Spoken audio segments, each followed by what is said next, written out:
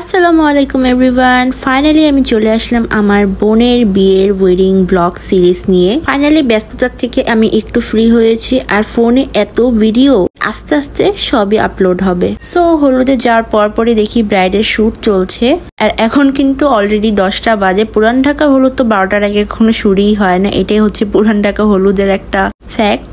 তো এখনো হলুদ স্টার্ট হয়নি, ফ্যামিলি ফটোশুট চলছে। আর আজকে হচ্ছে আমার বোনের হলুদ, কালকে ওর হাজবেন্ডের বাসার হলুদ হবে, মানে বরপক্ষে হলুদ কালকে হবে। তো এই যে ওর শ্বশুর বাসা থেকে সবাই চলে এসেছে অলরেডি, এন্ড সবাই ডালা নিয়ে এসেছে সাথে সাথে। তো এখন সবাই ডালা নিয়ে এন্টার করবে। ভিডিওতে কোনো ডান্স পারফরমেন্স রাখিনি, বিকজ এক ভিডিওতে এত কিছু দিলে এক তো অনেক ঘিজিবিজি হয়ে যায়, আর তার মধ্যে আমার ফোনে এত ভিডিও এত ক্লিপ যে স্টোরেজের অনেক সমস্যা হচ্ছে, একবারে সবকিছু দেওয়া যাচ্ছে না। তো আস্তে ধীরে সবকিছুই আপলোড হবে। এখন ডালাগুলোকে একটু সাজিয়ে নেওয়া হলো ভিডিও করার জন্য। আর এই যে এখন আমরা হলুদ স্টার্ট করব, হলুদের সবকিছু নিয়ে যাওয়া হচ্ছে। আসলে এই ভিডিওটার সামনে থেকে কেউ একজন করেছিল, ওটার ক্লিপস এখনো আমি পাইনি। তারপরে যে আমরা সবকিছু সুন্দর করে টেবিলটা সাজিয়ে নিলাম সবাই মিলে। তারপর হলুদ স্টার্ট হয়ে গিয়েছে। এখন ছেলেপক্ষে সবাই আগে হলুদ দেওয়া শেষ করবে, দেন আমরা ফ্যামিলির সবাই হলুদ দিব। আর আমি যখন হলুদ দেই তখন আর ভিডিওই করা হয়নি, বিকজ আসলে এত তাড়াহুড়ার মধ্যে, আর বোনের বিয়ে মানে অনেক ব্যস্ততা ভাই, অনেক ব্যস্ততা। এই একটা সপ্তাহের মধ্যে আমি একটা বারও কিছু করার সময় পাইনি, মানে বিয়ে নেই ব্যস্ত।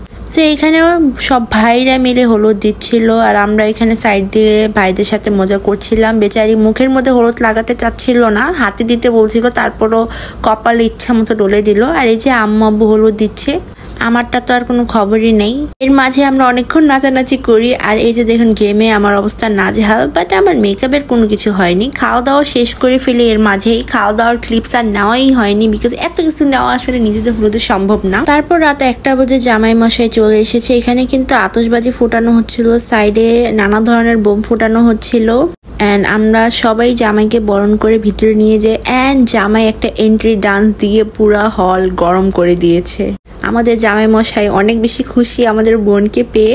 মাশাল্লাহ মাশাল্লাহ, সবাই মাশাল্লাহ বলে যেতে ভুলবেন না। ওদের দুজনের খুশি দেখে মনটা শান্তি হয়ে যায়, বিকজ এর থেকে বেশি আর কিছুই না। যখন বিয়ের সময় ছেলে আর মেয়ে সব থেকে বেশি খুশি হয়, অ্যান্ড অনেক বছরের সম্পর্ক পূর্ণতা পাওয়ার যে খুশি, ওটা দেখলে মনটা কিন্তু শান্তি হয়ে যায়। নাচানাচি পর ছেলে মেয়ের ফটোশুট করা হয়, দেন ফাইনালি আমরা ডিজে স্টার্ট করি।